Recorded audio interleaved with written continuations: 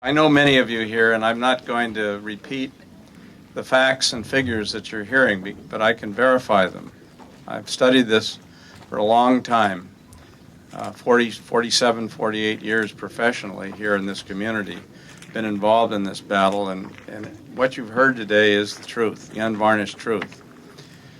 My family came up here from Los Angeles, of all places, to buy potatoes in the early 1900s. And they had just completed the reclamation of McDonald Island, which means they built the levees out there. And George Shima, who was the principal next step in all these island reclamations, where he'd come in with big teams of horses and Chinese labor and so forth, he would get the land free rent for 3 years in exchange for the work that he did on the levee systems and to complete the reclamation. And he grew potatoes. My family was in the potato business in Los Angeles. They came up here to buy potatoes. And they saw the potential of this area, and they entered into a joint venture with Holly Sugar Company that also thought the lands here had great value for growing sugar beets. And in 1909, they started owning and farming on McDonald Island. Well, Holly disappeared pretty quickly because the land was so rich in nitrogen that any of you who've ever farmed sugar beets know that what sugar beet depends upon is running out of nitrogen, so it'll begin to turn it into sugar.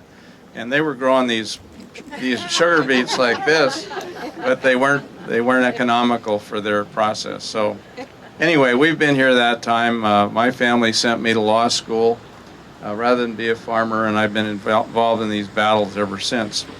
Rather than talk about what's already been talked about, I want to explore with you a little bit the name of this project, the Water Fix, which is a curious one because the word fix has other connotations.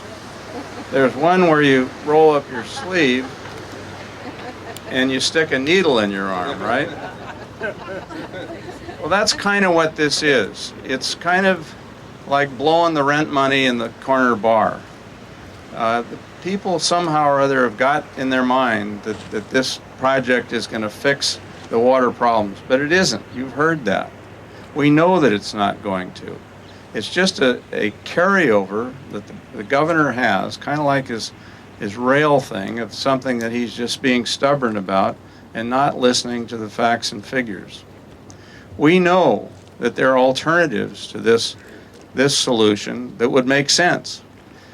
The farm community in the San Joaquin Valley and in the Tulare Lake Basin has systematically created a reservoir that has a capacity of about 500 million acre-feet, which is currently growing by leaps and bounds. And what is that? It's the vacated groundwater storage that they've overdrafted in order to continue farming down in that area. Why don't we use that? Why don't we take the floods when we get them, use some of the floodplains that are no longer, or at least haven't been developed into cities, and use those areas as staging areas to recharge the groundwater basin in these areas. We would have water in the bank, if you will, when we get to these dry years, where instead of having to suck water from the delta, the people would have their bank deposits down underneath their farms. And they've already created the wells that drew the water out in the first place, and it's not that difficult to reverse those and use those to recharge the groundwater basin. This is cheap compared to what we're talking about. So why are we sticking the needle in our arm over this crazy project that doesn't produce water and will destroy the legacy of those of you from this community that have come to love this delta for farming, for fishing, for hunting, for bird watching, for boating, you name it, or for your job, because most of the jobs in this community relate in one way or another to the productivity of this area. Now, the other term that fix is constantly or commonly used for is in the Tamany Hall sense. That you put, you're not supposed to laugh about that. This is the one where, you know, you do the behind the door arrangement politically and you fix things. And I would suggest to you that that probably is the most appropriate interpretation of this term as it's used here. I've been involved personally in the Peripheral Canal referendum. Many of you were. We had a statewide vote on this subject in 1982, which they said we couldn't win. We won by a margin that was higher than any public election that they'd ever held in California at that time. 62 to 38% of the people of California voted against the Peripheral Canal at that time, which is the same thing. I also participated in the Cal Fed process, which was a follow-up on that about a generation later, where they were going to build the Peripheral Canal again. And after some discussion with the Secretary of Interior, he decided it didn't make sense, and they dropped the Peripheral Canal out of the Cal Fed process. So here another generation comes up. Maybe we're just too stupid to remember, but here it comes again. And we have a tough time in Sacramento. You know, the politics are tough against us. Thank God we have these people in Washington, D.C. Congressman McNerney and the other Bay Area Congress people have worked together for the last several years. And what has the result of that been? What really is killing the project at this point is the realization by the federal regulators that it doesn't make sense. And that all happened in Washington. It didn't happen in Sacramento. We have a tough time here.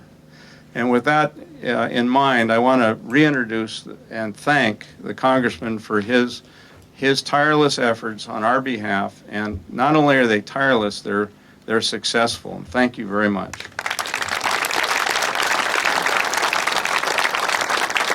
Thank you, Tom. I just want to follow up a little bit on the last thing that Tom said, is that he's right. What stopped this project so far has been federal law and the federal agencies standing up for the rights of those laws. And what the governor is trying to do is bypass those laws in one way or another, and we're just not going to let that happen. But he's got one of our senators squarely behind him, so he has a lot of momentum here, and it's going to take a lot of dedication by everyone here and everyone you know and everyone they know to make this project, to stop this project, and to put in place programs that will actually help create new water and create a sustainable water situation for the state. It's a pretty straightforward thing to me. The answers are there, the bad plan is there, and we're just going to have to get to there, and I think we can do it. I mean, we've got a lot of enthusiasm here, and there's a lot of people out there that care too, so I know we're going to do this.